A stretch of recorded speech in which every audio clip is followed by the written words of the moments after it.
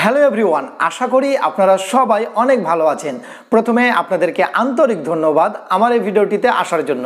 আমার আজকের topic dark mood এবং থিম নিয়ে, মানে আপনি কেন ডার্ক মুড এবং থিম অ্যাক্টিভ করবেন এবং কিভাবে করবেন, এটাই আমি আজকে আপনাদেরকে দেখানোর চেষ্টা করব। দেখুন, প্রথমে আপনাকে বলি যে কেন এই ডার্ক মুডটি অ্যাক্টিভ করা দরকার। দেখুন, দিনের বেলায় যদি আপনি ডার্ক মুড বা থিম অ্যাপ্লাই না করেন কোনো প্রবলেম নেই, বাট আপনি যদি রাত্রে দীর্ঘক্ষণ ধরে মোবাইল ব্যবহার করেন তাহলে অবশ্যই এই ডার্ক মুড বা ডার্ক থিম অ্যাক্টিভ করে ব্যবহার করবেন। কারণ আমরা সবাই জানি মোবাইল যখন আমরা ব্যবহার করি তখন মোবাইল থেকে কিছু ক্ষতিকর রশ্মি নির্গত হয়, যেটি আমাদের চোখের জন্য একেবারে ক্ষতিকর। ঘুম না হওয়ার একটি মূল কারণ হলো এই ডার্ক মুড বা থিম অ্যাক্টিভ না করা। আরেকটি বিষয় হলো, আপনার মোবাইল যদি চার্জ শেষ হয়ে যায় বা চার্জ শেষ হওয়ার পথে হয় আর আপনার যদি গুরুত্বপূর্ণ কোনো কাজ করা লাগে, তাহলে আপনি এই ডার্ক মুড বা থিম ব্যবহার করবেন, তাহলে আপনাকে ওই কম চার্জেই অনেকক্ষণ ব্যাকআপ পাবেন।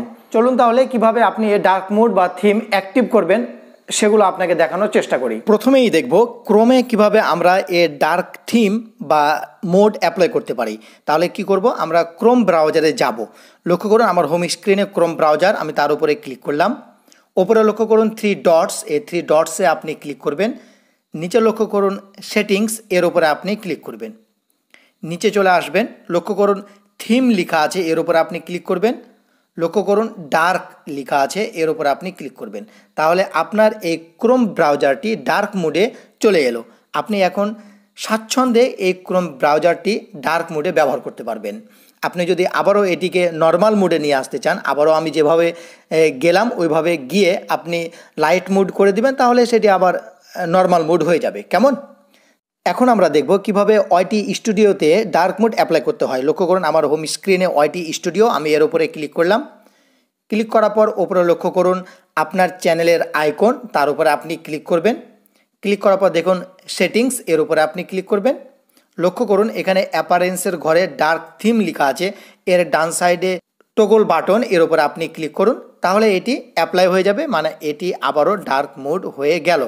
ঠিক আছে, এখন আমরা দেখব কিভাবে ফেসবুকে এই ডার্ক মুড অ্যাক্টিভ করতে হয়। আমরা প্রায় সবাই ফেসবুকেই কিন্তু অনেকক্ষণ সময় অতিবাহিত করি, তাই না?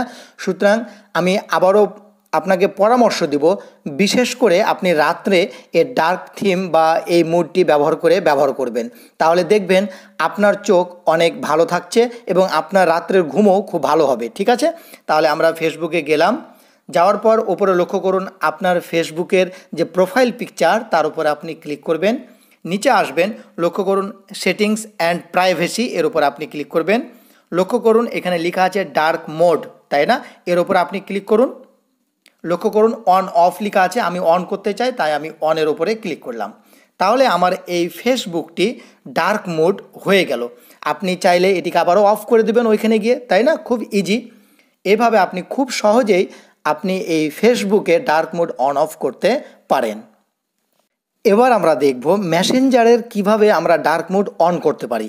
এই জন্য আমরা মেসেঞ্জারে যাব। লক্ষ্য করুন আমার হোম স্ক্রিনে মেসেঞ্জার, এর উপর আমি ক্লিক করলাম।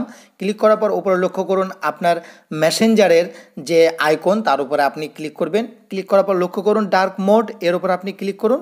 আবারও এই যে অন অফ, আমি অন করতে চাই তাই আমি অনে ক্লিক করলাম। তাই আমার মেসেঞ্জারের এই ডার্ক মোড অন হয়ে গেল। খুব ইজি। এবার আমরা দেখব ইউটিউবে কিভাবে আমরা এই ডার্ক মোড বা থিম চালু করতে পারি। এর জন্য আমরা কি করব, ইউটিউবে প্রবেশ করব। লক্ষ্য করুন আমার হোম স্ক্রিনে ইউটিউব, আমি তার উপরে ক্লিক করলাম। ক্লিক করার পর উপরে লক্ষ্য করুন আপনার চ্যানেলের আইকন, এর উপরে আপনি ক্লিক করবেন। ক্লিক করার পর নিচে লক্ষ্য করুন সেটিংস, এর উপরে আপনি ক্লিক করবেন। দেখুন জেনারেল লেখা আছে, এর উপরে আপনি ক্লিক করবেন। দেখুন ডার্ক থিম, এর উপরে আপনি ক্লিক করবেন। ক্লিক করলে আপনার ডার্ক থিম চালু হয়ে গেল।